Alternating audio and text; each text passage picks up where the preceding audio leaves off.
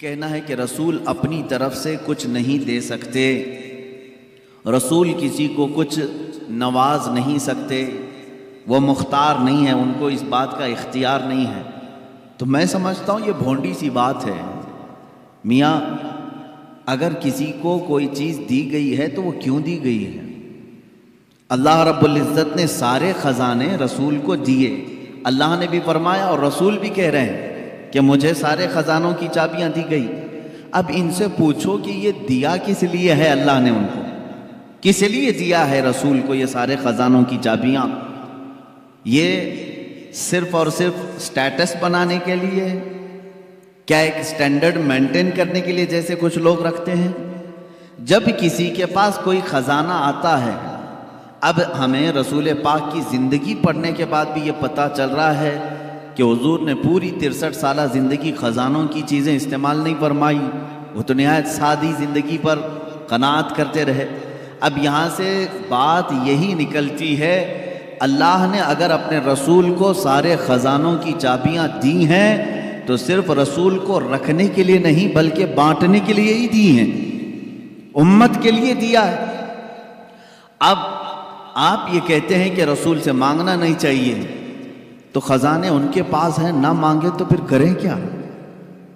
خود حضور فرما رہے ہیں میرے پاس سارے خزانوں کی چابیاں ہیں، جس کے پاس چابی ہے اس سے نہ پوچھے، اس سے پوچھنا جرم ہے۔ مثال کے طور پر مسجد کس کی ہے؟ اللہ کی ہے، اس میں کوئی شک ہے آپ کو؟ مسجد کس کی ہے؟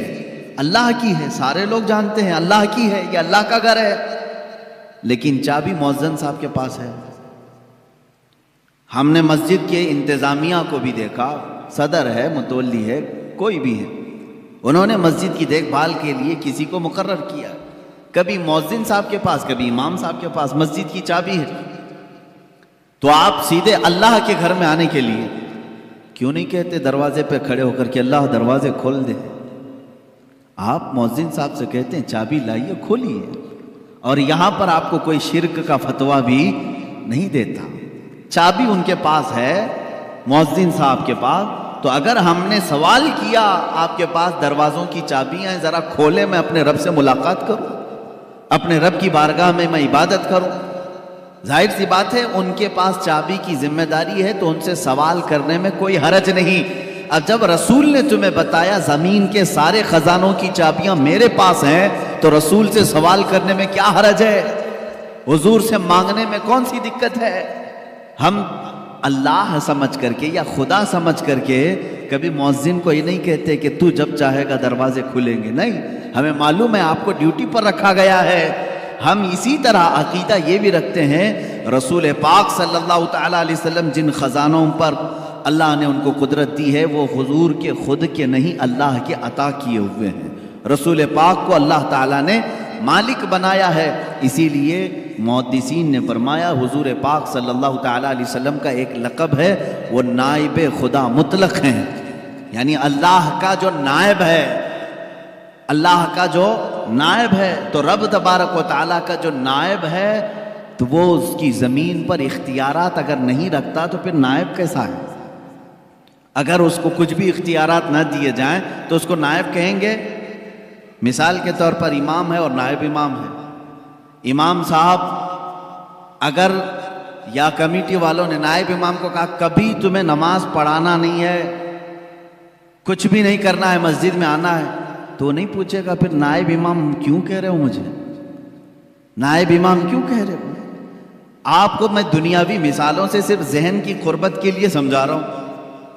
سی ایم ہے اور ڈپٹی سی ایم ہے، اور ڈپٹی سی ایم کو اگر کہہ دیا جو کچھ بھی نہیں، خالی تجھے بیٹھنا ہے اور اٹھ کے چلے جانا ہے، پارٹی چھوڑ کے چلا جائے گا، کچھ بھی کرنا نہیں ہے، کوئی اختیار میرا نہیں ہے، تو ڈپٹی سی ایم بنائے کیوں؟ یہ دنیاوی دستور ہے، جس کو عہدہ دیا جاتا ہے اسے اختیار بھی دیا جاتا ہے، جسے عہدہ دیا جاتا ہے اسے اختیار بھی دیا جاتا ہے۔ جب رب تبارک و تعالیٰ نے نبی کو سید الانبیاء کا عہدہ دیا تو اختیارات کتنے عطا فرمایا، اختیارات کتنے دیے ہیں؟ عزیزان گرامی، ہم سنیوں کا عقیدہ یہی ہے جہاں بانی عطا کر دیں بھری جنت ہبا کر دیں۔ ہبا کا مطلب ہوتا ہے عطا کر دینا۔ اور یہ احادیث کی روشنی میں ثابت ہے۔ ایک صحابی حضرت ربیعہ رضی اللہ تعالیٰ عنہ حضور صلی اللہ تعالیٰ علیہ وسلم کی خدمت میں حاضر رہتے تھے۔ تہجد کے وقت میرے آقا صلی اللہ تعالیٰ علیہ وسلم کو وہ وضو کروا رہے تھے، پانی پیش کیا۔ اللہ کے نبی صلی اللہ تعالیٰ علیہ وسلم خوش ہو کر کے حضرت ربیعہ اسلمی سے کہتے ہیں کہ اے ربیعہ، کچھ تجھے مجھ سے مانگنا ہے تو مانگ لے، کچھ مجھ سے پوچھنا ہے تو پوچھ لے۔ اب رسول خود امت کو کہہ رہے ہیں مجھ سے مانگ لو، کیا رسول شرک کی تعلیم دے سکتے ہیں؟ حضرت ربیعہ رضی اللہ تعالیٰ حدیث کے الفاظ ہیں سل ما شئت یا ربیعہ، جو تو چاہے وہ پوچھ لے۔ حضور اکرم صلی اللہ تعالیٰ علیہ وسلم نے یہ قید بھی نہیں لگایا اتنی لمٹ کا سوال کرنا، اتنی لمٹ کا سوال کرنا، دنیا کا پوچھنا، آخرت کا مت پوچھنا، قبر کا مت پوچھنا، کچھ نہیں۔ سل ما شئت، جو تو چاہے وہ مجھ سے پوچھ لے۔ اب اس صحابی رسول نے بھی پوچھا کیا؟ کہتے ہیں مرافقتک فی الجنت یا رسول اللہ، اے اللہ کے نبی، جنت میں آپ کا پڑوسی بنا لیں، آپ کا ہمنشین مجھے بنا لیں۔ اب غیر ذالک، رسول پاک صلی اللہ علیہ وسلم پھر پوچھتے ہیں اس کے علاوہ اور کچھ چاہیے؟ اس کے علاوہ اور کچھ چاہیے؟ انہوں نے کہا مرافقتک فی الجنت یا رسول اللہ، اے اللہ کے رسول، جنت میں آپ کی رفاقت چاہیے، آپ کی ہمنشینی، آپ کا پڑوس بن جاؤں بس۔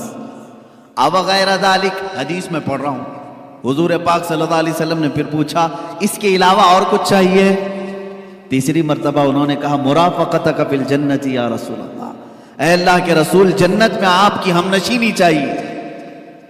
مانگ تجھ سے تجھی کو مانگ کر مانگ لی ساری کائنات، تجھ سے تجھی کو مانگ کر مانگ لی ساری کائنات۔ صحابی بھی وہ بہت دور تک کی سوچتے تھے، انہیں معلوم تھا وہاں کی اگر ہم نشینی مل گئی تو باقی سب ویسی خیرات میں ملے گی، باقی سب تو صدقے میں ملے گی۔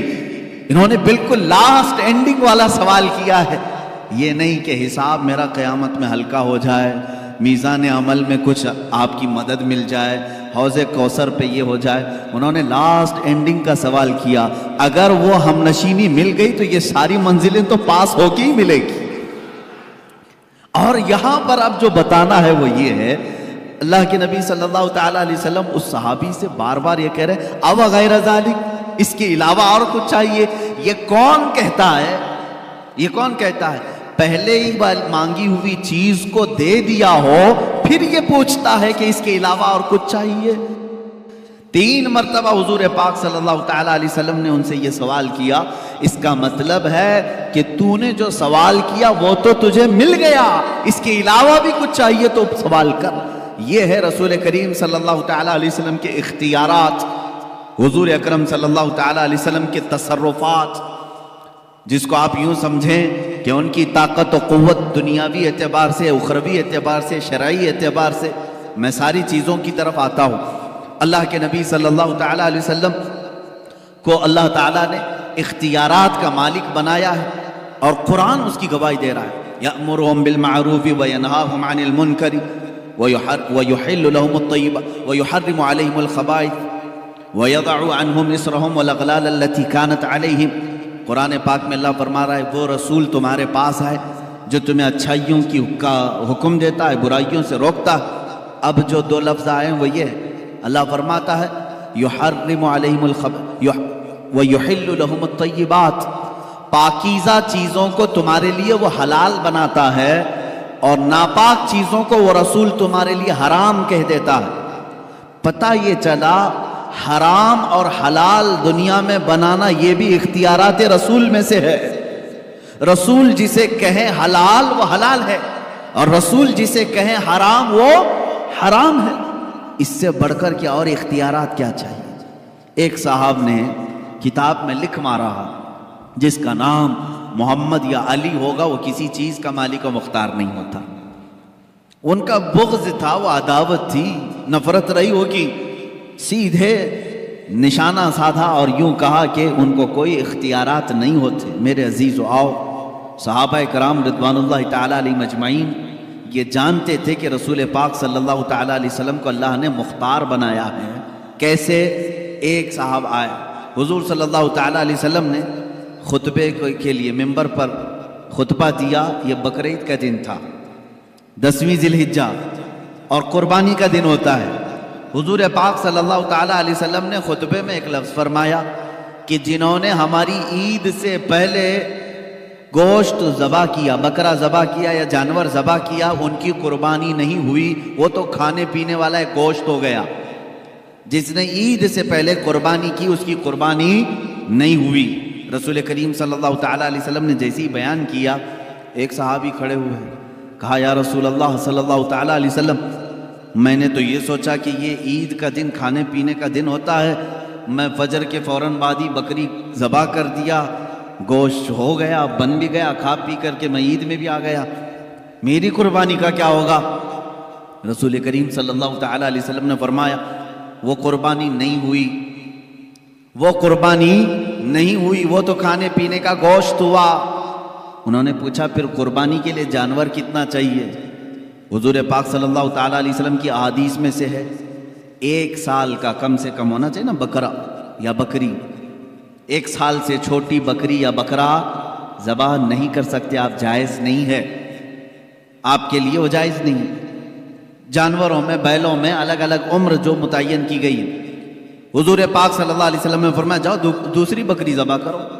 وہ صحابی کھڑے ہوتے ہیں، آقا میرے پاس اس کے علاوہ کچھ بھی نہیں تھا، ایک 6 مہینے کا بکری کا بچہ باقی ہے، کیا میں ذبح کروں؟ حضور پاک صلی اللہ تعالیٰ علیہ وسلم نے فرمایا جا تو ذبح کر لے، تیرے بعد پھر کسی کے لیے حلال نہیں ہوگا، تیرے بعد پھر قیامت تک کسی کے لیے 6 ماہ کے بکری کے بچے کے ذبح کرنے کی اجازت نہیں دی جائے گی۔ اس کا مطلب ہے نبی مختار کل ہیں، جسے جو چاہیں عطا کرتے ہیں۔ اللہ کے نبی صلی اللہ تعالیٰ علیہ وسلم وہ شارع اسلام ہے، بانی اسلام ہے، یعنی اسلام وہی ہے جو نبی کونین صلی اللہ تعالیٰ علیہ وسلم کے اعمال سے نکلا۔ سب سے بڑی دلیل حضور کے اختیارات کی، سب سے بڑی دلیل ہماری یہ 5 وقتہ نمازیں ہیں۔ پورا قرآن ہمیں بتائیں کہ قرآن نے کہیں نماز کا طریقہ نہیں بتایا۔ کھڑے ہونا ہے، رکعت کے لیے ہاتھ اٹھانا ہے، باندھنا ہے، اور رکوع میں جانا ہے، سجدہ کرنا ہے، یہ تمام چیزیں قرآن میں آپ کو کہیں نہیں ملیں گی۔ رکوع کی کیفیت کیا ہے؟ رکوع کرنے کا حکم ہے، سجدہ کرنے کا حکم ہے، لیکن اس کی کیفیت کیا ہے؟ کتنا جھکنا ہے، کتنا نہیں ہے؟ تو یہ قرآن میں اس طرح کی بات آئی۔ اب رسول کریم صلی اللہ تعالیٰ علیہ وسلم نے کر کے دکھایا۔ رکعت کیسے باندھی صحابہ نے دیکھا، رکوع کیسے کیا حضور کو صحابہ نے دیکھا، سجدہ کیسے کیا صحابہ نے دیکھا۔ اس کے بعد حضور پاک صلی اللہ تعالیٰ علیہ وسلم سے لوگوں نے پوچھا کہ نماز کیسے پڑھیں؟ حضور نے نہیں فرمایا جیسے قرآن میں آیا ہے ویسے پڑھو، حضور نے فرمایا صلو کما رأیتمونی اصلی، اے لوگو جیسے مجھے پڑھتا دیکھو ویسے ہی نماز پڑھو۔ مطلب یہ ہے کہ اللہ کے نبی صلی اللہ تعالیٰ علیہ وسلم جو عمل کریں وہی شریعت ہے، یہی اختیارات ہیں حضور پاک صلی اللہ علیہ وسلم کے۔ ایک صحابی آئے حج کے موقع پر، حضور پاک صلی اللہ تعالیٰ علیہ وسلم نے فرمایا آج سے ہر استطاعت رکھنے والے مسلمان پر زندگی میں حج فرض ہے، حج فرض ہے۔ استطاعت کے وہ کتنی استطاعت ہونی چاہیے ایک شرعی مسئلہ ہے کہ اگر آپ کے پاس اتنا مال ہے کہ آپ حج کے لیے جا سکتے ہیں اور گھر میں راشن پانی بھی ہے تو آپ کے اوپر حج فرض ہے۔ بغیر حج کر کے دنیا سے گئے تو اس کی بڑی سخت وعیدیں بھی ہیں۔ اللہ کے نبی صلی اللہ علیہ وسلم نے فرمایا جس پر حج فرض ہوا اور وہ حج نہیں کیا مجھے اس کی پرواہ نہیں، وہ یہودی ہو کے مرے یا عیسائی ہو کے مرے، اس کی وعید آئی ہے۔ اب یہ موقع ہے حج کی فرضیت کا۔ حضرت اقرع بن حابس رضی اللہ تعالیٰ عنہ ایک صحابی ہیں، یہ حضور صلی اللہ تعالیٰ علیہ وسلم سے پوچھتے ہیں علی عامن ھذا یا رسول اللہ صلی اللہ تعالیٰ علیہ وسلم، یا رسول اللہ کیا اس سال حج فرض ہوا تھا جو ہم نے حج کیا ہے؟ یعنی سال زندگی میں ایک بار یا ہر سال فرض ہے؟ جیسے زکوٰۃ ہر سال فرض ہے نا، انکم ٹیکس نہیں ہے ایک بار دے کر کے چھٹا کر لیں، ہر سال ہے۔ تو صحابی رسول نے یہ پوچھا ہر سال فرض ہے یا زندگی میں ایک بار؟ حضور پاک صلی اللہ تعالیٰ علیہ وسلم نے فرمایا حج آج سے فرض کر دیا گیا۔ پھر انہوں نے پوچھا یا رسول اللہ صلی اللہ علیہ وسلم ایک ہی بار ہے یا ہر سال؟ حضور نے پھر مطلق فرمایا آج سے اللہ تعالیٰ نے ہر ذی استطاعت مسلمان پر حج فرض کر دیا۔ تیسری بار انہوں نے پوچھا ہر سال ہے یا زندگی میں ایک بار؟ اللہ کے نبی صلی اللہ تعالیٰ علیہ وسلم نے کیا فرمایا؟ سنو، اگر میں کہہ دوں ہر سال تو ہر سال ہو جائے گا، اگر میں کہہ دوں ہر سال تو ہر سال فرض ہو جائے گا، میں جتنا بولوں اسے لے لو۔ یہی قرآن کہتا ہے ما آتاکم الرسول فخذوہ، رسول جو تمہیں دے دے وہ لے لو، وما نہاکم عنہ فانتہوا، جس سے رسول تمہیں روکیں اس سے رک جاؤ۔ اس سے قرآن بتا رہا ہے کہ رسول کو مجبور نہیں، مالک و مختار پیدا کیا گیا۔ عزیزان گرامی، ہمارا یہ عقیدہ ہے یا نہیں؟ رسول کو مجبور سمجھتے ہو؟ میرے آقا صلی اللہ تعالیٰ علیہ وسلم مالک و مختار ہیں۔ اب دیکھیں اختیارات جو شریعت کے اندر ہے، دنیا کا کوئی مفتی اس کے بعد کسی کو بھی یہ اختیار نہیں دیا گیا جو رسول پاک کو اللہ نے اختیار دیا تھا۔ حضور پاک صلی اللہ تعالیٰ علیہ وسلم کے پاس ایک صاحب آئے، سونے کی انگوٹھی تھی ان کے پاس۔ حضور پاک صلی اللہ علیہ وسلم نے فرمایا صرف اس کے لیے حلال ہے، باقی کسی کے لیے حلال نہیں۔ ایک کے لیے ریشم کا کپڑا، مردوں کے لیے ریشم کا کپڑا حرام ہے۔ ایک صحابی کے لیے حضور صلی اللہ علیہ وسلم نے فرمایا صرف تیرے لیے حلال ہے، تیرے بعد پھر کسی کے لیے حلال نہیں۔ حتیٰ کہ احتلام ہو گیا، اگر مرد کو جنابت ہو گئی تو مسجد میں آنا حرام ہے اس کے لیے، مسجد میں آنا حرام ہے۔ ناپاکی کی حالت میں مسجد میں آپ نہیں آ سکتے، بغیر وضو کے آ سکتے ہیں، لیکن جنابت کی حالت اگر ہے مسجد میں قدم بھی رکھو گے حرام ہے۔ حضور پاک صلی اللہ تعالیٰ علیہ وسلم مسجد نبوی میں تھے، آپ کے گھر سے متصل لگا ہوا سیدہ فاطمۃ الزہرا رضی اللہ تعالیٰ عنہا کا گھر تھا۔ مولا علی کرم اللہ وجہہ الکریم شوہر فاطمہ ہیں، رسول کریم صلی اللہ علیہ وسلم کے داماد ہیں۔ اب ان کے لیے نہانے کا اگر کوئی مسئلہ پیش آتا تو انہیں مسجد سے گزرنا پڑتا۔ حضور پاک صلی اللہ علیہ وسلم نے فرمایا جنابت کے حالت میں صرف علی کے لیے مسجد میں آنا حلال ہے، باقی کسی کے لیے نہیں۔ صرف مولا علی کرم اللہ وجہہ الکریم کے لیے حلال قرار دیا گیا کہ اگر اس حالت میں یہ مسجد میں آئیں تو ان کے لیے حلال ہے۔ یہ شارع اسلام ہے، یہ بانی اسلام ہے، وہ جس کے لیے جو چاہیں عطا فرمائے۔ حضرت ابو بکر صدیق رضی اللہ تعالیٰ عنہ کے لیے خصوصی اختیار ملا ہے، کچھ نہ کچھ سب کو خصوصیات ملی ہے۔ حضور پاک صلی اللہ تعالیٰ علیہ وسلم نے فرمایا تھا مسجد نبوی کے آس پاس جس کے بھی مکان کی کھڑکی کھلتی ہے وہ بند کر دیں، مسجد کی طرف کھڑکی نہ کھولیں، منع تھا۔ لیکن حضور صلی اللہ علیہ وسلم نے فرمایا سوائے ابو بکر صدیق کی کھڑکی کے، ابو بکر صدیق کی کھڑکی اگر مسجد نبوی کی طرف کھلی رہے ان کے لیے جائز ہے۔ یہ شرعی اختیارات میں بتا رہا ہوں، شرعی اختیارات۔ حتیٰ کہ آپ کو اس سے بھی اعلیٰ قسم کی اگر میں بات بتاؤں، ایک صاحب آئے، انہوں نے کہا میں سنا ہوں کہ ایمان لانے کے بعد نماز فرض ہے۔ سب سے پہلی چیز کیا ہے؟ ایمان لانے کے بعد نماز فرض ہے۔ وہ ایمان نہیں لائے تھے، حضور پاک صلی اللہ تعالیٰ علیہ وسلم سے انہوں نے پوچھا تو آپ نے کہا ہاں۔ کہا کتنی نمازیں؟ کہا فجر ہے، ظہر ہے، عصر ہے، مغرب ہے، عشاء ہے، 5 نمازیں دن میں فرض ہیں۔ وہ صاحب آئے، کہا میں اس شرط پر ایمان لاتا ہوں کہ میرے لیے کچھ ڈسکاؤنٹ ہو۔ ڈسکاؤنٹ، ان کو کنسیشن چاہیے تھا۔ پوچھا حضور پاک صلی اللہ علیہ وسلم نے تم کیا چاہتے ہو؟ انہوں نے کہا میں 5 نہیں پڑھ سکتا، 3 میرے لیے کہہ دیجئے، میرے لیے 3 کر دیجئے فرض، میں 3 پر ہی ایمان لاؤں گا۔ حضور پاک صلی اللہ علیہ وسلم نے فرمایا ٹھیک ہے تم ایمان لاؤ، تمہارے لیے 3 ہی نمازیں۔ دنیا میں کوئی کر سکتا ہے؟ غوث و خواجہ کو بھی نماز معاف نہیں ہوئی۔ اللہ کے نبی صلی اللہ تعالیٰ علیہ وسلم کی دوربین نگاہ دیکھ رہی تھی۔ تاریخ میں یہ روایت تو ہے وہ اسی شرط پر ایمان لائے کہ میں 3 ہی پڑھوں گا، 3 کی مجھے کنسیشن ملے، 2 کی کنسیشن ملے، 3 پر میں ایمان لاتا ہوں۔ ایمان لائے، لیکن روایات یہ بتاتی ہیں زندگی پر کبھی 3 نہیں 5 ہی پڑھا۔ یہ اللہ کے نبی جانتے تھے کہ جس کو نماز کی لذت مل جائے اس کے 5 بھی کم ہیں، اس کے لیے 5 بھی کم ہیں جس کو نمازوں کی لذت ملے۔ اور اللہ کے حبیب صلی اللہ تعالیٰ علیہ وسلم کا یہ اختیار نہیں ہے تو اور کیا ہے؟ یہ اختیارات مصطفیٰ ہیں۔ جہاں بانی عطا کر دیں بھری جنت ہبا کر سے، نبی مختار کل ہیں جسے جو چاہیں عطا کر دیں۔ عزیزان گرامی، اللہ تعالیٰ نے اپنے نبی صلی اللہ تعالیٰ علیہ وسلم کو ایسا مختار بنایا ہے کہ وہ دینی معاملات میں جس کو چاہیں جو چیز حلال فرما دے وہ حلال ہے، جس کے لیے جو چیز حرام فرما دے وہ حرام ہے۔ یہ خصوصیت پھر اسلام میں کسی دوسرے کو نہیں ملے گی، یہ خصوصیت کسی دوسرے کو نہیں ملے گی۔ آج اگر آپ نے کسی شریعت کے حرام کردہ چیز کو حلال کہہ دیا اور حلال جو شریعت میں ہے اس کو حرام کہہ دیا تو صرف گنہگار نہیں، کافر ہو جاؤ گے، اسلام سے نکل جاؤ گے۔ شریعت کے حلال کو حرام، اگر مثال کے طور پر کسی نے کہہ دیا شراب حلال ہے، معاذ اللہ رب العالمین، صرف وہ گنہگار نہیں، پینے والے کی بات الگ ہے، پی رہا ہے حرام سمجھ کے پی رہا ہے، گناہ کر رہا ہے، گناہ کر رہا ہے۔ لیکن اگر کسی نے کہا یہ حلال ہے، معاذ اللہ رب العالمین، وہ کافر ہو گیا۔ نماز کو اگر کسی نے کہہ دیا یہ حرام ہے، نعوذ باللہ من ذالک، وہ اسلام سے خارج ہو گیا۔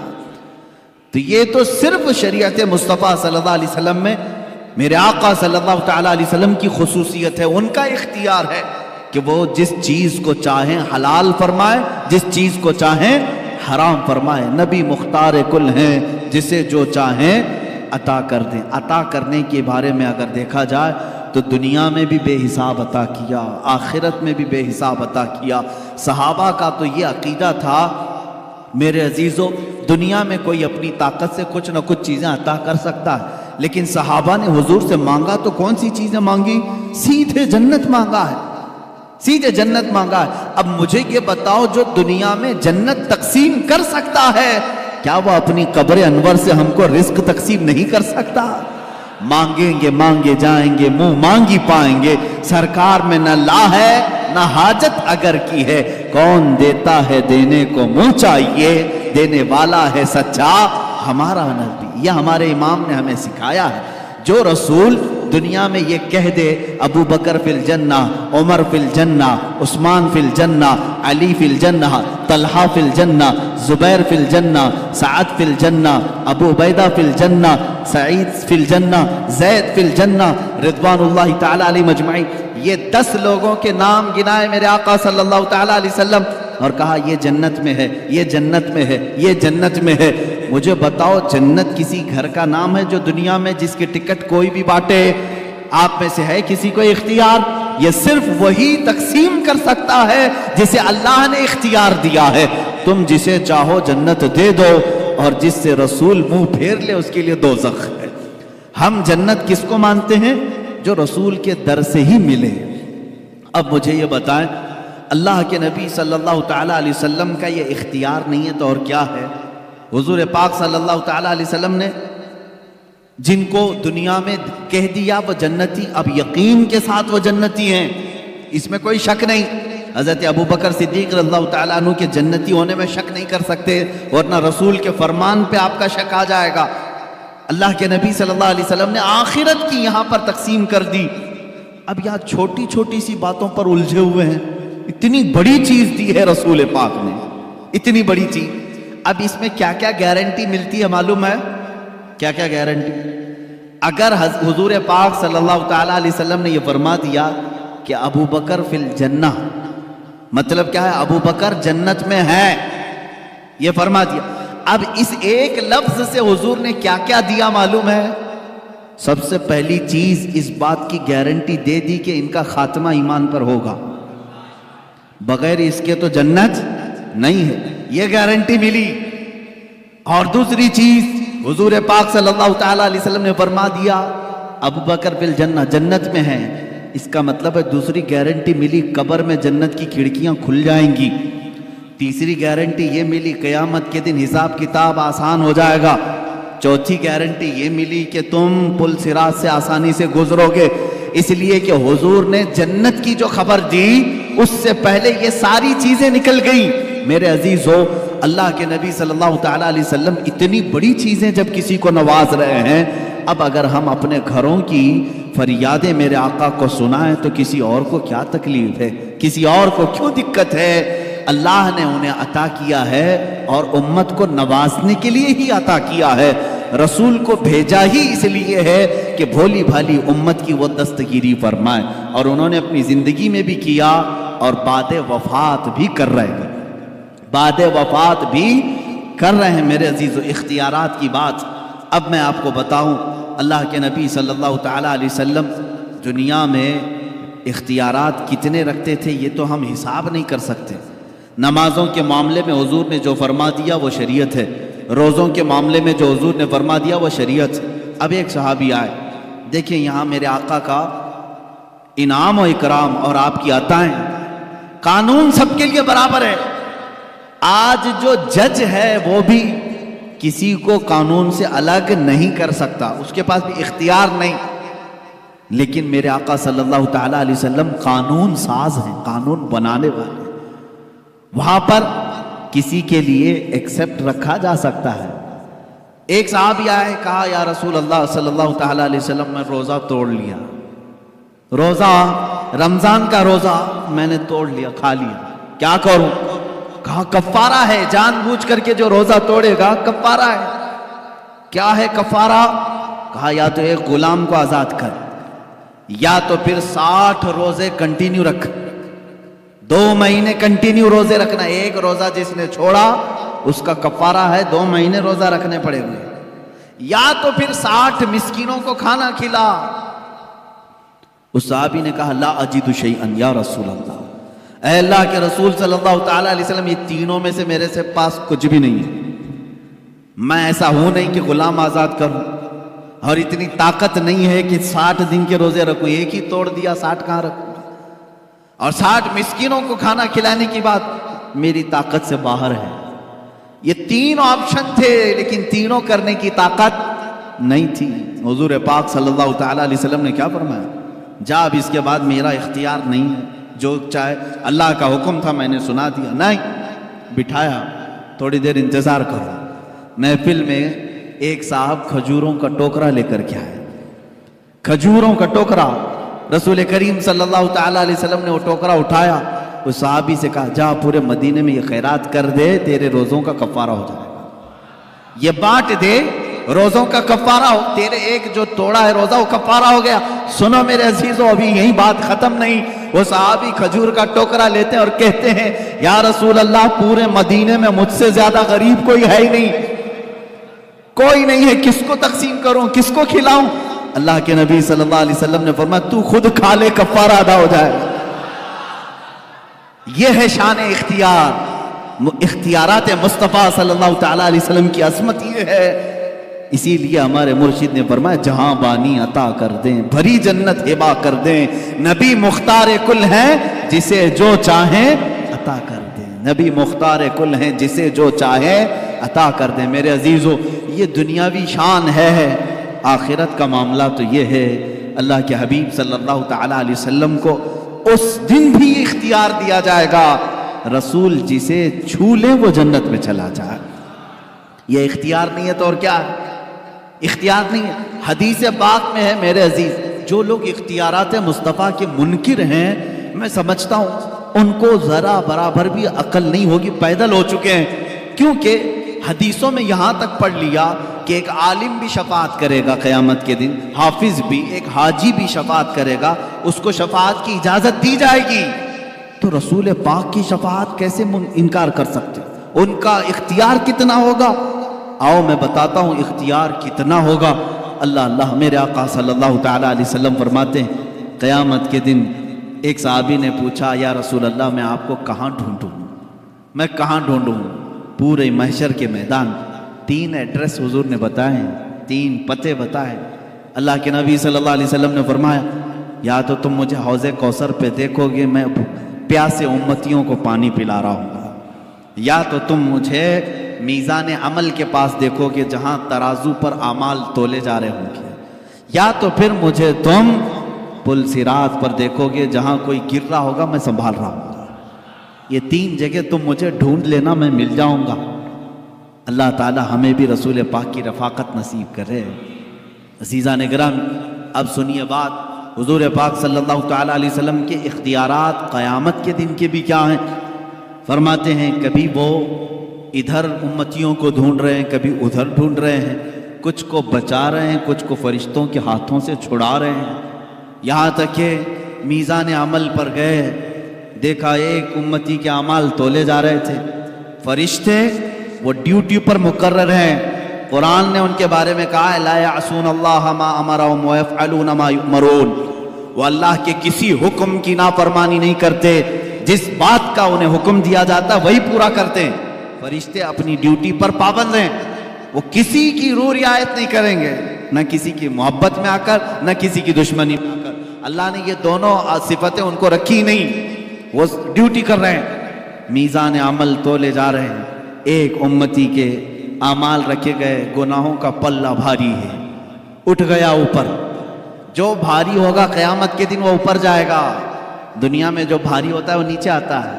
قیامت کے دن جو پلہ بھاری ہوگا اوپر چلا جائے گا. نیکیوں کا پلہ اس کا نیچے رہ گیا.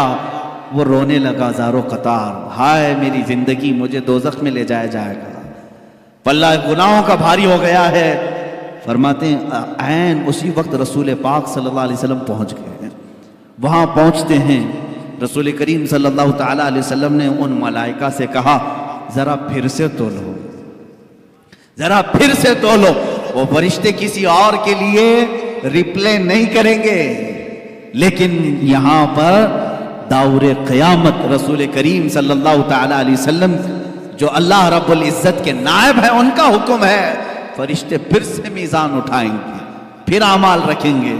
اب جب اٹھانے لگیں گے حضور فرماتے ہیں اپنے دامن سے وہ ایک چٹھی اٹھا کر اس کے نیکیوں کے پلے پہ رکھیں گے.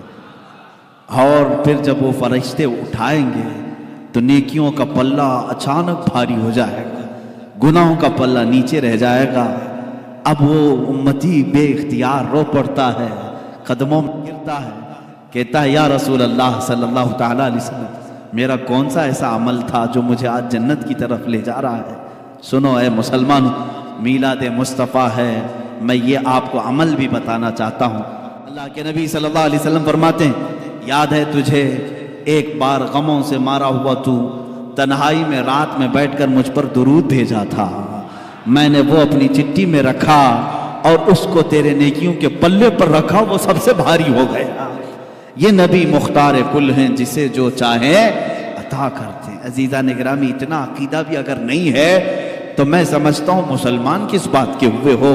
امام اہل سنت فاضل بریلوی رحمۃ اللہ تعالیٰ علیہ نے فرمایا ہے رسول پاک صلی اللہ تعالیٰ علیہ وسلم کے اختیارات کا، اور تم پر میرے آقا کی عنایت نہ سہی. ان کو کہہ رہے ہیں، تم کہتے ہو حضور کی کوئی مہربانی نہیں، کوئی مہربانی نہیں، وہ کچھ نہیں عطا کر سکتے. اعلیٰ حضرت فرماتے ہیں اور تم پر میرے آقا کی کوئی عنایت ہی نہ سہی. نجدیوں کلمہ پڑھانے کا بھی احسان گیا، کلمہ پڑھانے کا بھی احسان گیا. آج لے ان کی پناہ، آج مدد مانگ ان سے، پھر نہ مانیں گے قیامت میں اگر مان گیا. وہاں تو سب مانیں گے، وہ کفار و مشرکین بھی مانیں گے، سب مانیں گے، لیکن وہ اعتبار نہیں ہوگا بلکہ اسی ایمان کا اعتبار ہوگا جو تو رہتی دنیا میں ان کا اقرار کیا تھا. الحمدللہ ہم اپنے رسول کو مالک و مختار مانتے ہیں. اور اعلیٰ حضرت رضی اللہ تعالیٰ عنہ نے اس کے جواب میں یہ بھی فرمایا ہے اے مسلمانوں، اگر چاہتے ہو کہ مسلمان دنیا سے جاؤ، ایک ہی عمل ہے، انہیں جانا، انہیں مانا، نہ رکھا غیر سے کام. للہ الحمد، میں دنیا سے مسلمان گیا. انشاءاللہ العزیز وہ مسلمان جائیں گے دنیا سے جو یہ عمل جاری رکھیں گے، انہیں جانا، انہیں مانا، نہ رکھا غیر سے کام. ہمیں غیر سے کیا لینا دینا، کسی کی جے وجے کیوں پکاریں، کیا غرض ہم کو، ہمیں کافی ہے سید اپنا نعرہ یا رسول اللہ، ہمیں کافی ہے سید اپنا نعرہ، بس ہماری زندگی اسی پر ہے. اللہ کے نبی صلی اللہ تعالیٰ علیہ وسلم کے اختیارات یوم قیامت، قیامت کے دن جن لوگوں کے اوپر جہنم واجب ہو گئی، ان لوگوں کو اللہ کے نبی صلی اللہ تعالیٰ علیہ وسلم سفارش کر رہے ہیں. بلکہ بعض محدثین نے یہ تک لکھا ہے، حضور نے جب یہ فرمایا شفاعتی لأہل الکبائر، حضور صلی اللہ علیہ وسلم نے فرمایا میری امت کے بڑے بڑے گنہگاروں کے لیے میری شفاعت ہے، بڑے بڑے گنہگاروں کے لیے میری شفاعت ہے، لیکن توبہ کر کے مرا ہو، ایمان کی حالت میں گیا ہو، بے ایمانوں کے لیے نہیں. جو ایمان کی حالت میں گیا، گناہ تھے، حضور شفاعت کر رہے ہوں گے، لیکن قیامت کا منظر بھی ایک عجیب ہے. وہاں کیا ہوگا؟ جو پرہیزگار ہیں، جو نیکوکار لوگ ہیں، وہ آئیں گے بڑے بڑے گنہگاروں کے پاس. وہ کہتے ہیں تھوڑے گناہ قرضے میں دے دو. یہ بھی روایت ہے. بڑے بڑے پرہیزگار کس کے پاس آئیں گے؟ گنہگاروں کے پاس. تھوڑے گناہ قرض میں دو. کیوں؟ وہاں تو کوئی بوجھ اٹھانے والا نہیں، لیکن کچھ پرہیزگار پوچھ رہے ہوں گے. کہتے ہیں اس لیے کہ رسول پاک بڑے بڑے گنہگاروں کی شفاعت کر رہے ہیں، ہم بھی اس میں آ جائیں. واہ! حضور اعلیٰ حضرت فاضل بریلوی رضی اللہ تعالیٰ عنہ فرماتے ہیں کیا ہی ذوق افزا شفاعت ہے تمہاری، واہ واہ! قرض لیتی ہے گناہ پرہیزگاری، واہ واہ! قیامت کے دن رسول کریم صلی اللہ تعالیٰ علیہ وسلم کے اختیارات. آپ مجھے یہ بتاؤ کہ حضور صلی اللہ تعالیٰ علیہ وسلم بڑے بڑے گنہگاروں کے لیے شفاعت فرما سکتے ہیں تو یہ اختیار نہیں ہے تو اور کیا ہے؟ اللہ رب العزت قیامت کے دن کے متعلق قرآن میں کئی جگہ فرمایا وَكَمْ مِن مَلَكٍ فِي السَّمَاوَاتِ لَا تُغْنِي شَفَاعَتُهُمْ شَيْئًا إِلَّا بِإِذْنِ اللَّهِ. کتنے تو ملائکہ ایسے ہیں اللہ کے مقرب، ان کو کسی کو شفاعت کرنے کی اجازت نہیں مگر اللہ کی اجازت سے. کوئی نہیں کرے گا مگر اللہ کی اجازت سے. تو اللہ اجازت دے گا. قرآن پاک میں ہے مَنْ ذَا الَّذِي يَشْفَعُ عِنْدَهُ إِلَّا بِإِذْنِهِ. کون ہے جو اس کی بارگاہ میں شفاعت کرے گا سوائے اس کی اجازت کے؟ ہم بھی یہی مانتے ہیں کہ کوئی شفاعت نہیں کرے گا سوائے اللہ کی اجازت سے. اور رسول پاک صلی اللہ تعالیٰ علیہ وسلم کو اس نے شفیع بنایا ہے، کل شفاعت کا اختیار عطا کیا ہے. حتیٰ کہ قیامت کے دن کے متعلق انشاءاللہ العزیز میں عرض کروں گا، ایک دن قیامت ہوگی بھی کیوں اللہ رب العزت سب جانتا ہے. میرا مولا گناہوں کو بھی جان رہا ہے، نیکیوں کو بھی جان رہا ہے. ادھر مرے ادھر جنت میں ڈال دیں، جو گنہگار ہیں ادھر دوزخ میں ڈال دیں. یہ قیامت کا منظر، یہ سارا معاملہ، اس کو امام زمن فاضل بریلوی کے برادر گرامی فرماتے ہیں فقط اتنا سبب ہے انعقاد بزم محشر کا. فقط اتنا سبب ہے انعقاد بزم محشر کا کہ ان کی شان محبوبی دکھائی جانے والی ہے. ان کی شان محبوبی دکھائی جانے والی ہے. وہاں دکھایا جائے گا کہ ہمارا رسول کون ہے. عزیزان گرامی، ہم اسی انتظار میں ہیں کہ آج لے ان کی پناہ، آج مدد مانگ ان سے، پھر نہ مانیں گے قیامت میں اگر مان گیا. رسول کریم صلی اللہ تعالیٰ علیہ وسلم کے اختیارات کے متعلق یہ بحث تھی کہ حضور مالک و مختار ہیں. دنیا میں جب تک آپ کی ظاہری حیات تھی تب بھی تھے، بعد وفات بھی ہیں. وہ رسول کریم صلی اللہ تعالیٰ علیہ وسلم بعد وفات بھی مختار ہیں. اب ایک دوسرا عنوان ہے، دوسرا مسئلہ ہے. اسی سے چونکہ میں نے آج ہی آپ کو تقریر کی شروع میں ہی کہا، ایک اور بات آپ سنتے رہتے ہیں، حاضر ناظر حاضر ناظر. یہ کیا ہے؟ اختلافات کا ایک سبب بھی بنا ہوا ہے کچھ لوگوں کے درمیان. حالانکہ اختلاف نہیں کرنا چاہیے. ہم یہ کہتے ہیں کہ اللہ کے نبی صلی اللہ تعالیٰ علیہ وسلم حاضر و ناظر ہیں. حاضر و ناظر عربک لفظ ہے. حاضر کا مطلب آپ سمجھ رہے ہیں، آپ میرے سامنے حاضر ہیں، میں آپ کے سامنے حاضر ہوں. حاضر کا اپوزٹ غائب ہے. ناظر کا مطلب ہوتا ہے دیکھنے والا. ہم اپنے نبی کو کیا کہتے ہیں؟ وہ حاضر بھی ہیں اور دیکھ بھی رہے. یہ عقیدہ ہے، حاضر بھی ہیں ناظر بھی. لیکن ہمارے مخالفین کا کہنا یہ ہے اس طرح کا عقیدہ اگر تم رسول کے بارے میں رکھو گے یہ شرک ہو جائے گا. یہ شان اللہ کی ہے، یہ شان اللہ کی ہے کہ وہ حاضر ہے اور ناظر ہے. میرے عزیزو، پھر مجھے یہ بتانا پڑے گا اگر رسول کے بارے میں ہم یہ عقیدہ رکھ لیں حاضر ہے اور ناظر ہے تو شرک ہو جائے گا، کیونکہ یہ اللہ کی شان. آؤ میں تمہیں بتاتا ہوں کس کو یہ طاقت اور بھی ملی ہوئی. رسول پاک صلی اللہ تعالیٰ علیہ وسلم کے بارے میں ہم عقیدہ یہ رکھتے ہیں کہ نہیں؟ سنا ہے آپ ہر عاشق کے گھر تشریف لاتے ہیں، میرے گھر میں بھی ہو جائے چراغاں. ہماری تمنا ہے یارو کہ ہمارے آقا ہمارے گھر تشریف لائیں گے، اور وہ آتے بھی ہیں، ہزاروں نہیں لاکھوں مومنین کو نوازتے بھی. تو جو حاضر ہوگا وہی آئے گا، اور جو ناظر ہے وہ دیکھ رہا ہے. میں اس کو دلیل سے ثابت کروں گا. دلیل سے پہلے قرآن پاک کی آیت ہم پڑھتے ہیں. اللہ رب العزت نے فرمایا انا ارسلناک شاہدا ومبشرا ونذیرا وداعیا الی اللہ باذنہ وسراجا منیرا۔ اے رسول ہم نے آپ کو شاہد بنا کر بھیجا ہے۔ کیا؟ شاہد بنا کر بھیجا ہے۔ شاہد کا مطلب ہوتا ہے گواہ۔ کیا ہے؟ گواہ، جو وٹنس ہے، ساکشی ہے، اس کو کیا کہتے ہیں؟ شاہد۔ عربی کا لفظ ہے۔ ایک ورڈ آیا رسول کے بارے میں، اے رسول ہم نے آپ کو شاہد بنا کے بھیجا ہے۔ شاہدن و مبشرن و نذیرا، بشارت دینے والا جنت کی اور ڈر سنانے والا دوزخ کی۔ وداعیا الی اللہ، اور اللہ کی طرف بلانے والا داعی بنا کر بھیجا ہے۔ وہ سراجم منیرا، اور چمکتا ہوا روشن چراغ بنا کر بھیجا ہے۔ سراج کہتے ہیں سورج کو، سورج بھی سراج سے بنا ہوا ہے۔ سراج کیا ہے؟ سورج ہے۔ دو ورڈ پر آج میں گفتگو کرتا ہوں۔ پہلا لفظ ہے، اللہ فرما رہا ہے گواہ بنا کر بھیجا۔ ہم پوچھتے ہیں مولا کس پر گواہ بنایا ہے؟ کس پر گواہ بنایا ہے؟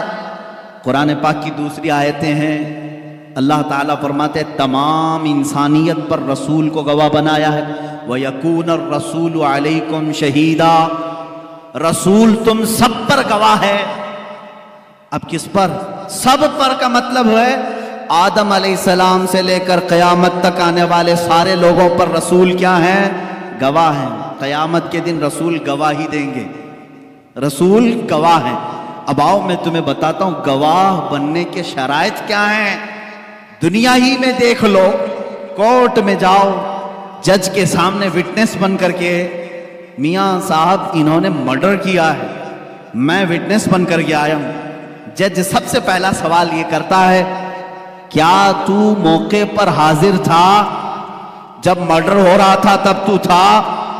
وہ کہے گا ہاں، تو نمبر 1 شرط پائی گئی۔ دوسرا سوال یہ اندھا تو نہیں تھا، دیکھ رہا تھا؟ وہ کہے گا ہاں میں مرڈر ہوتے دیکھا بھی ہوں، آئی وٹنس، آنکھوں دیکھا۔ گواہ کے اندر جب دو چیزیں ہوں تو اس کی گواہی جج کے پاس قبول ہے۔ اور اگر گواہ نے کہا نہیں میں گھر میں بیٹھا تھا، جج صاحب کیا کہیں گے؟ جاؤ ابھی پھر گھر میں بیٹھو۔ اگر وہ کہے نہیں تھا لیکن دیکھا نہیں، تو پھر اس کی گواہی کا انکار ہوگا، نہیں تو گواہی دینے کے قابل نہیں۔ گواہ کے لیے ضروری ہے کہ موقع واردات پر موجود ہو اور وہ واردات ہوتی ہوئی دیکھ بھی رہا ہو۔ گواہ کی یہ 2 شرطیں ہیں۔ اب آؤ قرآن کہتا ہے رسول پوری انسانیت پر آپ گواہ ہیں۔ اس کا مطلب ہے قیامت کے دن اگر ہمارے جرموں کے بارے میں کچھ پوچھا جا رہا ہوگا تو رسول کو گواہ بنا کر کے پیش کیا جائے گا۔ رسول اگر گواہی دے دے قبول ہے۔ اب کیوں گواہی قبول کی جا رہی رسول کی؟ سنو میرے عزیزو، اس لیے کہ ہر امتی کے ان حالات کے وقت رسول حاضر بھی تھے، ناظر بھی تھے۔ گواہ وہی ہے جو حاضر بھی ہو، ناظر بھی ہو، موجود بھی ہو، دیکھ بھی رہا ہو۔ اور اگر وہ نہیں دیکھ رہے جیسے کہ تمہارا عقیدہ ہے، پیٹ پیچھے نہیں دیکھتے، تو پھر وہ گواہ کیسے بنیں گے قیامت کے دن؟ اگر تم کہتے ہو وہ نہیں آ سکتے، صرف مدینے میں ہے، تو پھر وہ گواہ کیسے بنیں گے قیامت کے دن؟ تمہیں ماننا پڑے گا اگر رسول گواہ ہیں قرآن کے مطابق تو وہ حاضر بھی ہیں اور ناظر بھی۔ اب آؤ میں آپ کو یہ بتاتا ہوں کہ یہ شرک کا جو بھنڈارا کھولا ہے انہوں نے، ایک ٹوکرا ہے ان کے پاس، جن جن چیزوں کو لو شرک کی مٹھائیاں بانٹیں۔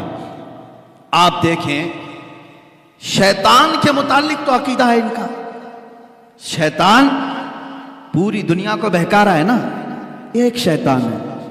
ان سے پوچھو ہم لوگ یہاں پر 1000 لوگ نماز پڑھ رہے ہیں، سارے نمازیوں کو شیطان بہکاتا ہے کہ نہیں؟ وہ کہیں گے ہاں بہکاتا ہے۔ کہا اس کو اتنی طاقت کیسے؟ ادھر بھی جا رہا ہے ادھر بھی جا رہا ہے، اس مسجد میں بھی اس مسجد میں بھی۔ تم اس کے بارے میں تو اتنا مان لیتے ہو کہ وہ سب جگہ جا سکتا ہے، اے ظالموں رسول کے بارے میں تمہارا کیسا عقیدہ ہے؟ اللہ کے نبی کے متعلق اتنا بھی عقیدہ نہیں رکھتے، اور تم پر میرے آقا کی عنایت نہ سہی، نجدی و کلمہ پڑھانے کا بھی احسان گیا۔ اب آؤ حضور پاک صلی اللہ تعالیٰ علیہ وسلم کے متعلق ایک، میں اب ان کو گستاخ رسول کہوں تو اس میں کوئی بھی شک و شبہ نہیں۔ ایک مولوی اسٹیج پر کھڑے ہو کر کے اس نے کہا یہ بریلویوں کا پیدا کیا ہوا ہے حاضر و ناظر. کہتا ہے وہ کہتے ہیں رسول حاضر ہوتے ہیں ناظر ہوتے ہیں، دیکھو کہیں ہماری کرسی کے پاس آئے ہیں کیا؟ وہ مذاق میں کہہ رہا ہے معاذ اللہ رب العالمین. میرے عزیزو، تمہیں ان تمام چیزوں سے کیا غرض ہے؟ تمہیں کیا غرض ہے رسول اللہ آتے ہیں یا نہیں آتے ہیں؟ ہم رسول اللہ کے، جنت رسول اللہ کی. تم سے کیا مطلب؟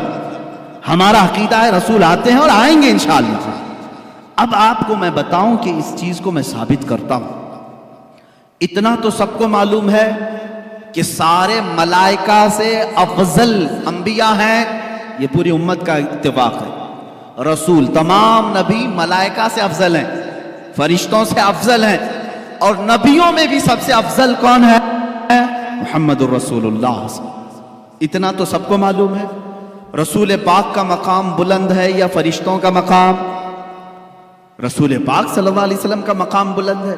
اب آپ کو میں یہ ایک بات بتاؤں، ایک فرشتہ ہے اس کے بارے میں تم سوچ بھی نہیں سکتے کہ وہ ہر جگہ حاضر نہیں ہوگا. وہ ملک الموت ہے، اسرائیل علیہ السلام. بولو اس کو حاضر و ناظر نہیں ہے، بولو گے؟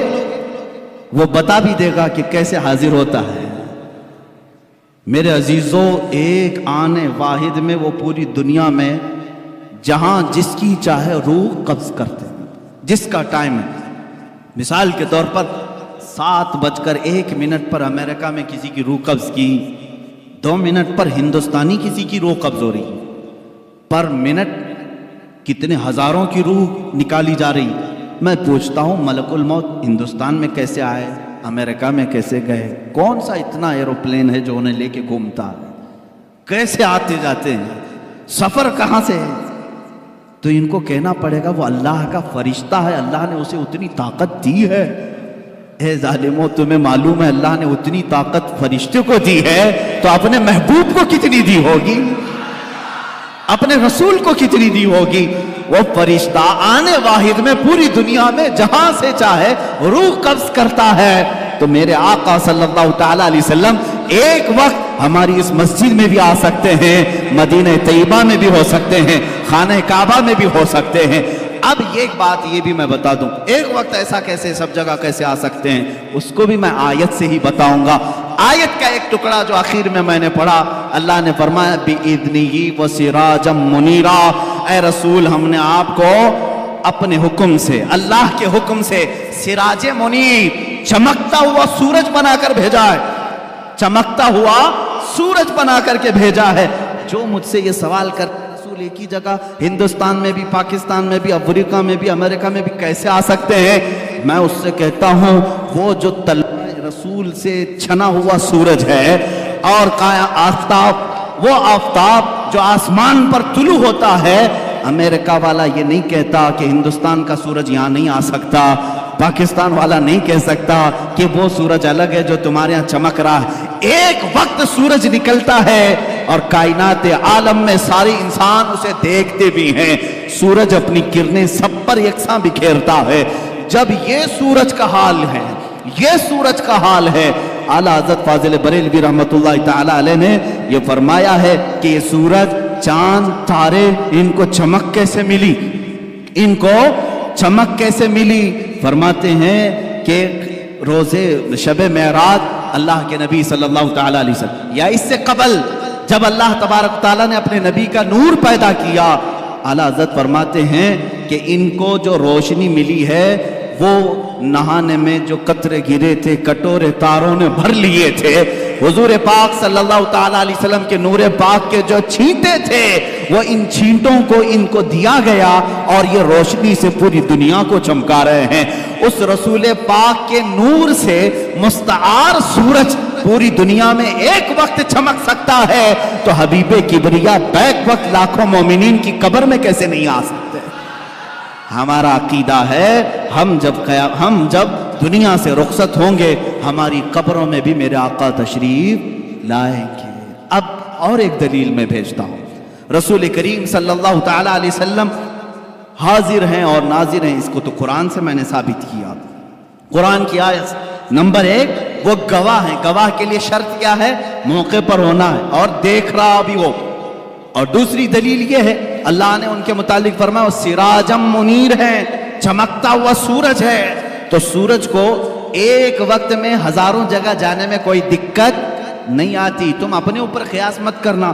تم نہیں جا سکتے بغیر بس کے، بغیر ٹرین کے، بغیر پلین کے. اپنی طرح رسول کو بھی سمجھتے ہو. تم اپنی طرح اگر سمجھو گے تو یہ تمہاری خام خیالی ہے. اپنے اوپر کبھی قیاس مت کرنا. وہ رسول ہے، اللہ نے ان کو وہ جو مرتبے دیے ہیں جہاں تک تمہاری سوچ بھی پرواز نہیں کر سکتی. عزیزان گرامی وقار، اللہ کے نبی صلی اللہ تعالیٰ علیہ وسلم صاحب اختیار بھی ہیں اور حاضر و ناظر بھی ہیں. یہ دونوں عقیدے آپ کے ہیں. اب آپ کو میں بتاتا ہوں، حضور پاک صلی اللہ تعالیٰ علیہ وسلم کا ہمہ وقت حاضر رہنا اور ضروری بھی ہے. ضروری بھی، کیونکہ حضور پاک صلی اللہ تعالیٰ علیہ وسلم کے فرمان کے مطابق حضور نے خود فرمایا، اللہ کے نبی صلی اللہ تعالیٰ علیہ وسلم فرماتے ہیں کہ جب کبھی میرا امتی مجھ پر سلام بھیجتا ہے، جب کبھی، یہ حدیث میں ہے، جب کبھی میرا امتی مجھے سلام بھیجتا ہے میں اس کے سلام کا جواب دیتا ہوں قیامت تک. حضور پاک صلی اللہ تعالیٰ علیہ وسلم فرماتے ہیں قیامت تک آنے والے مومنین جو سلام کریں گے وہ حضور اس کا جواب دے رہے ہوں گے. آج بھی تم سلام کرو گے تو جواب دے رہے ہیں. اب جواب دینے والے کے لیے حاضر ہونا ضروری ہے. سلام کس کو کریں گے آپ؟ سلام کس کو کریں؟ اندھا دھند سلام کریں گے آپ؟ ہمارے سامنے جو ہے اسے سلام کرتے ہیں اور جواب بھی سننے والا دیتا ہے. اور میرے آقا فرما رہے ہیں میں اپنے ہر امتی کا جواب دیتا ہوں. اللہ کے نبی صلی اللہ تعالیٰ علیہ وسلم اگر ان کو تم حاضر نہیں مانو گے تو اور ایک مسئلہ پیش آ جائے گا. نماز تمہاری کمپلیٹ نہیں ہو پائے گی. ایک بڑا مسئلہ ہے.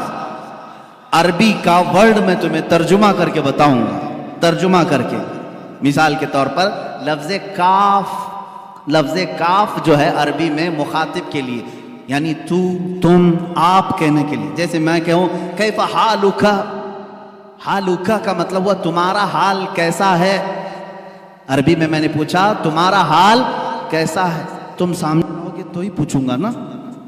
سامنے رہو گے میں پوچھوں گا کیف حالک، آپ کی طبیعت کیسی ہے، تم خیریت سے ہو. تو، تم، آپ، یہ الفاظ کب بولے جاتے ہیں؟ جب آدمی سامنے ہوتا ہے. سامنے والے کو ہی لفظ کاف سے خطاب کرتے ہیں. لفظ کاف سے خطاب کرتے ہیں. اب مثال کے طور پر دور رہنے والے کو لفظ ہو سے خطاب کرتے ہیں. ہو کا مطلب ہوتا ہے وہ آدمی.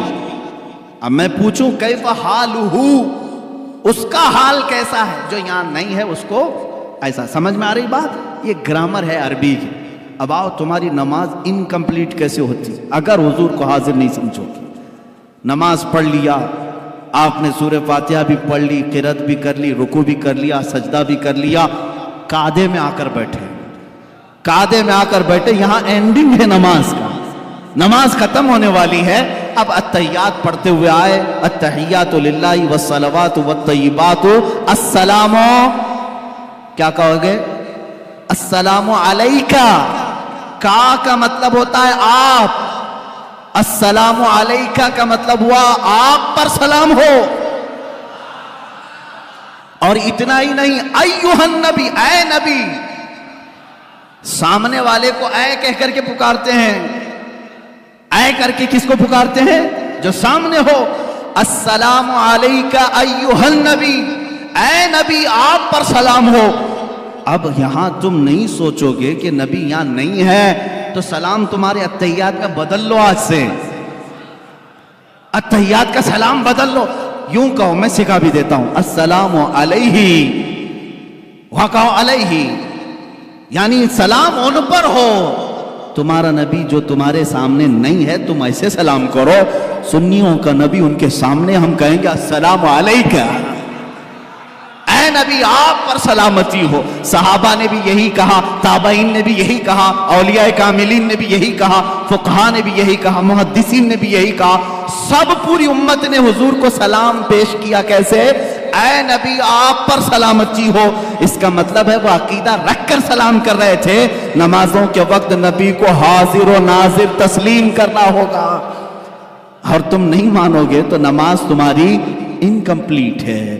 ہم اللہ کے نبی صلی اللہ تعالیٰ علیہ وسلم کے متعلق یہ عقیدہ رکھتے ہیں کہ وہ حاضر ہیں ناظر ہیں۔ ارے عزیزو، قصور اپنی نگاہوں کا ہے ورنہ عاشقوں دیکھو، قصور اپنی نگاہوں کا ہے ورنہ عاشقوں دیکھو، سر محفل ہی اکثر میرے سرکار آتے ہیں۔